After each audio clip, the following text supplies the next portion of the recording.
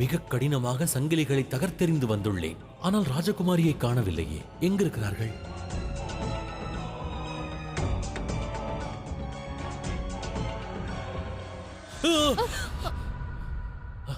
நீயா? நீ இங்கு என்ன செய்கிறாய்? ஔஷதம் என்று நீ எனக்கு என்ன தந்தாய்? என்ன நடந்தது என்றே எனக்கு விளங்கவில்லை. அது நான் தந்த ஔஷதமே. நான் தந்த ஔஷதம்தான். அதில் என்ன இருந்தது? அதை விட்டு தள்ளுங்கள். நிகழவிருப்பதில் கவனம் செலுத்துங்கள். நான் தங்களுக்கு தகுதியானவன் அல்ல. அதை நான் ஏற்றுக்கொள்கின்றேன். ஆனால் அந்த வாயு, அவன் தங்களுக்கு ஏற்ற வரன் அல்ல. அவனுடன் விவாகம் வேண்டாம்.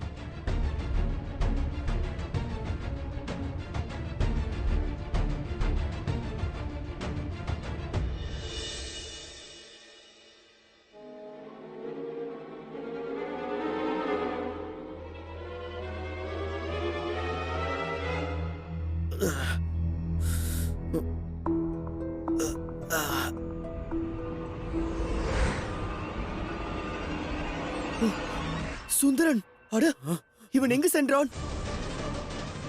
ஔஷதம் என்று ஏதோ ஒன்றை தந்து நம்மை மயக்கி அவன் சென்று விட்டான். சென்று அவனை தேடுங்கள். இல்லையே அசுர அரசர் நம்மை உயிரோடு விட மாட்டார். செல்லுங்கள்.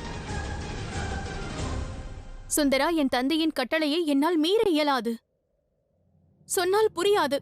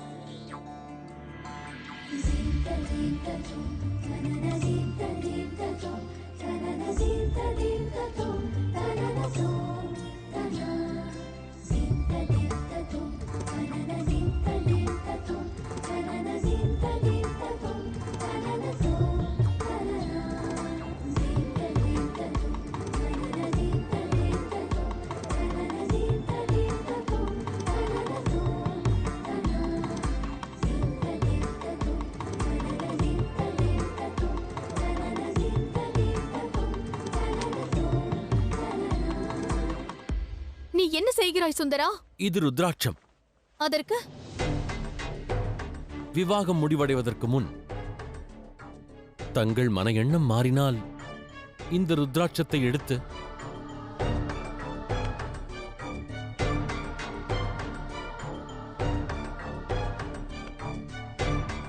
தங்கள் உள்ளங்கைக்குள் வைத்திருங்கள்.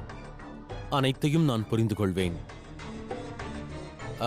மேலும் தங்களுக்கு உதவ நிச்சயம் வருவேன். சரியா? இதோ பார் சுந்தரா, என் மனம் மாறப்போவதில்லை.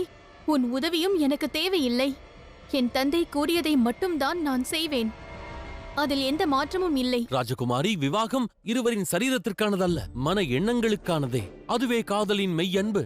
அதை தந்தையல்ல, மகளே தீர்மானிக்க வேண்டும். தாங்களே கூறுங்கள், பெற்றோரின் மகிழ்ச்சி எதில் அடங்கியுள்ளது? பிள்ளைகளின் மகிழ்ச்சியில்தானே?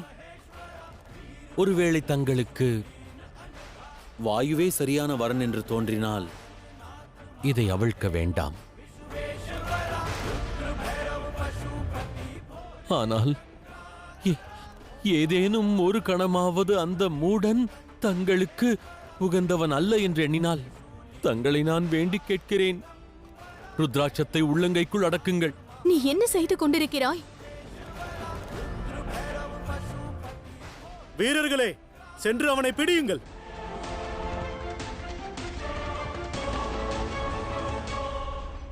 நீ என்ன நினைத்தாய்? எங்களை மயங்கச் செய்து எளிதாக தப்பித்து விடலாம் என்றா?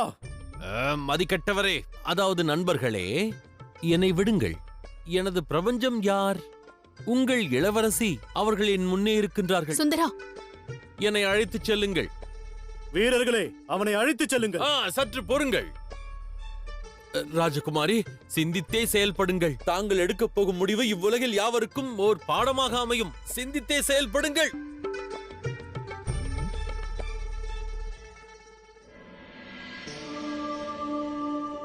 தாங்கள் எடுக்கப் போகும் முடிவு இவ்வுலகில் யாவருக்கும் ஓர் பாடமாக அமையும். சிந்தித்தே செயல்படுங்கள்.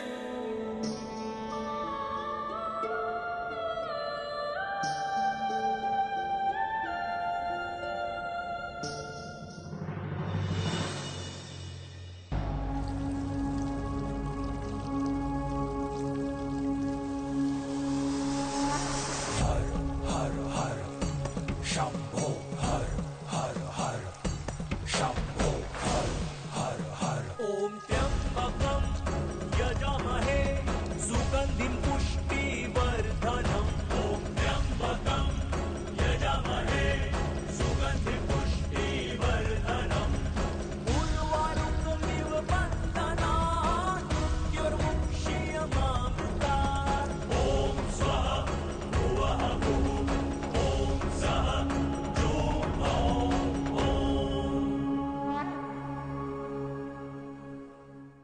மகாதேவா, எங்கள் சுந்தரனை காப்பாற்றுங்கள். சுந்தரனை காப்பாற்றுங்கள் மகாதேவா. சுந்தரனை காப்பாற்றுங்கள்.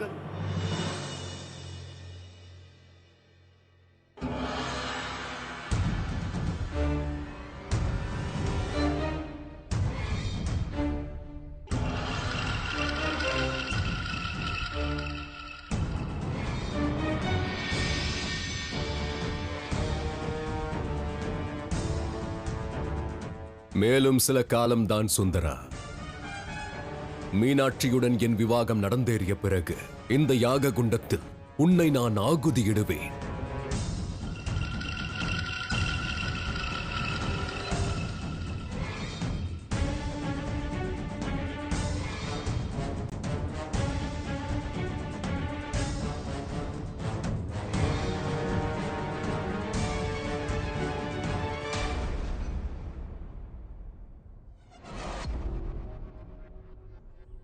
இளவரசியை அழைத்து வாருங்கள்.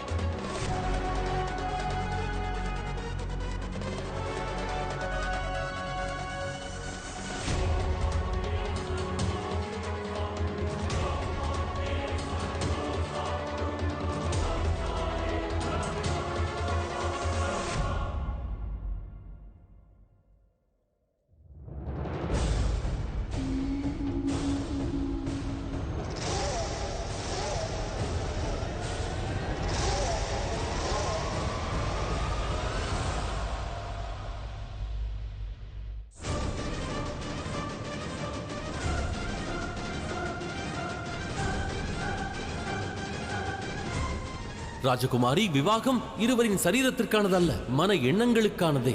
அதுவே காதலின் மெய் அன்பு. சிந்தித்தே செயல்படுங்கள். தாங்கள் எடுக்கப் போகும் முடிவு இவ்வுலகில் யாவருக்கும் ஓர் பாடமாக அமையும். வாருங்கள் இளவரசியாரே, முகூர்த்த வேலை நெருங்கிவிட்டது.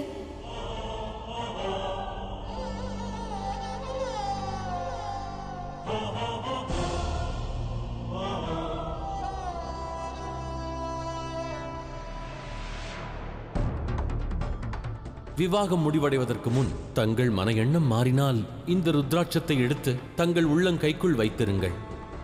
அனைத்தையும் நான் புரிந்து கொள்வேன்.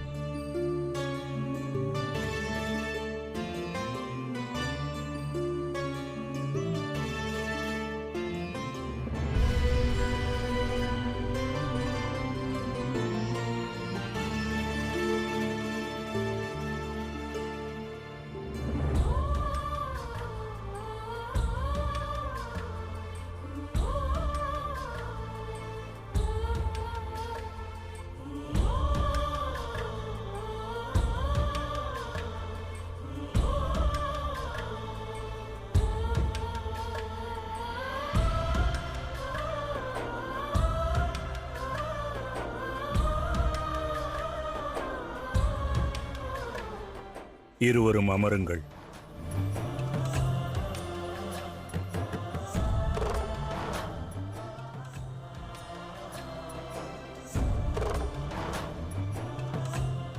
நான் இந்த யாக குண்டத்தில் 5 ஆகுதிகளை இடுவேன். அதற்கு பிறகு நீங்கள் இருவரும் கணவன் மனைவி ஆகிவிடுவீர்கள்.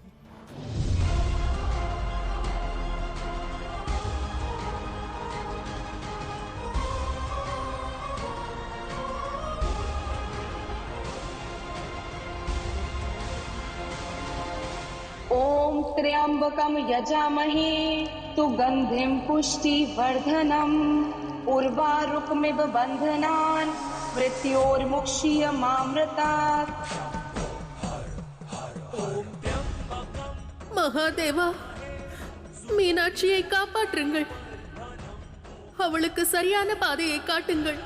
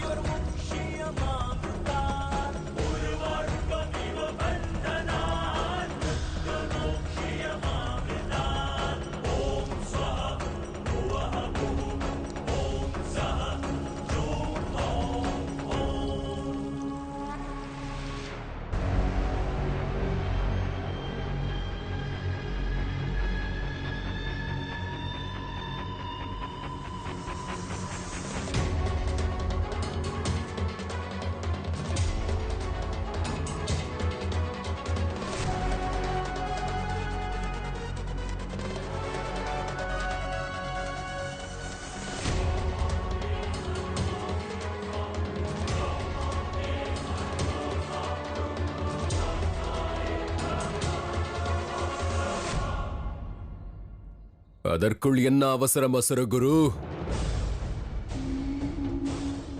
மந்திரங்களை சற்று மெதுவாக உச்சரியுங்கள். அப்பொழுதுதான் இந்த சுந்தரனின் வேதனையை கண்டு ஆனந்தம் கொள்ள முடியும். அவன் வேதனையை நான் காண விரும்புகிறேன். இந்த காட்சி மரண தண்டனையை விட கொடியது.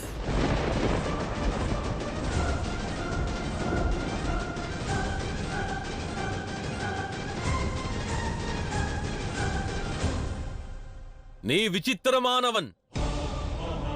விவாகம் நடப்பது உனக்கு, ஆனால் நீ நானுறும் வேதனையை கண்டு மகிழ்கிறாய். அட, விவாகம் என்பது வரனிற்கும் வதுவிற்கும் மிக ஆனந்தமான தருணங்கள். விவாகத்தின் வாயிலாக இரு உள்ளங்கள் இணைந்திடும் தருணம், காதல் ஒன்றிணையும் தருணம். ஆனால் உனக்கோ அதில் ஆனந்தம் கிட்டவில்லை. நான் மடிந்தால் முழு ஆனந்தம் கிடைக்கும் என்றெண்ணுகிறாய்.